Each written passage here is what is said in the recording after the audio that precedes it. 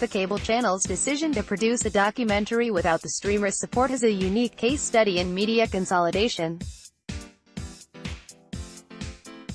Roger Federer and Rafael Nadal pose at Wimbledon 2008. ADRIAN DENNIS, AFP, Getty Images. The Sports Emmy Awards may not be the most obvious focal point for the future of television documentary production, but Tennis Channel Contender, Strokes of Genius, which commemorates the 10-year anniversary of a historic match between Roger Federer and Rafael Nadal, provides an intriguing case study. Fast-paced retelling of the nearly 5-hour 2006 showdown between the champions of the sport, it marks the first time that the network has produced a non-fiction feature in-house for wide release, with a serious Emmy campaign to boot. Sports Emmy voting runs February 22 through March 8, but it almost didn't happen that way. "We had a lot of outside interest," said Tennis Channel president Ken Solomon in an interview at the U.S. Open, shortly after the documentary first aired last fall. "Obviously, people knew the story. However, the decision to adapt L.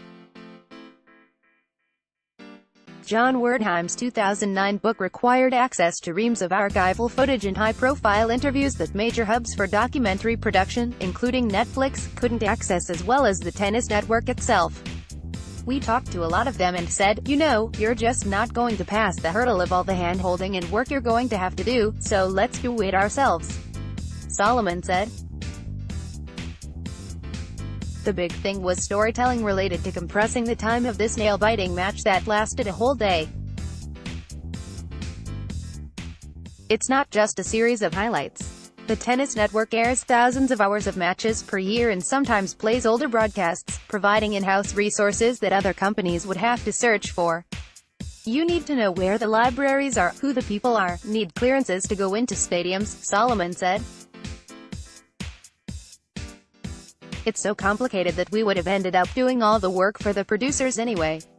The life of the eventual production, directed by British filmmaker Andrew Douglas, The Amityville Horror, provides a unique example of media consolidation. While famous tennis showdowns have been revisited in recent cinema through the dramatic reenactments of narrative features Borg vs. McEnroe, and Battle of the Sexes, Douglas's non-fiction treatment delivers a riveting contrast between Federer's balletic movements and Nadal's more aggressive physicality. The footage crystallizes the appeal of the sport, and, by extension, the brand that the Tennis Channel is eager to sell. The mission was potentially getting to people who didn't know which end of the racket to use, said Solomon. That made the prospects of a Netflix deal untenable. "We liked Netflix, we talked to them, but they really wanted to be exclusive," Solomon said, referencing the streaming platform's binding licensing deals, which typically last years. "We just wanted it as broadly distributed as possible." The movie eventually received a platform release, starting on the Tennis Channel and followed by primetime slots on the CW, BBC, and local syndicators. Eventually, the documentary was available on iTunes and the Tennis Channel's own VOD platform. It's a notable contrast to many consumer-facing sports documentaries, which often go to festivals and sell off theatrical and home video rights.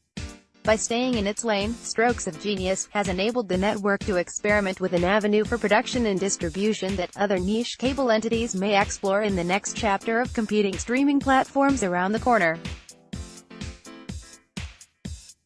"If you're a little more flexible, you have a much better chance of being a winner," Solomon said. "If you're too rigid, I think that's risky." The Tennis Channel previously ventured into original productions with the Barnstormers, The Birth of Professional Tennis, a more insider-focused approach to the sport that received less circulation, and has also acquired original productions. But in the wake of Strokes of Genius, Solomon said the network has started to consider producing more work for wider audiences. "There is such a tremendous learning curve in the kind of work that we want to do when it comes to documentaries," he said. "We have no shortage of ambition."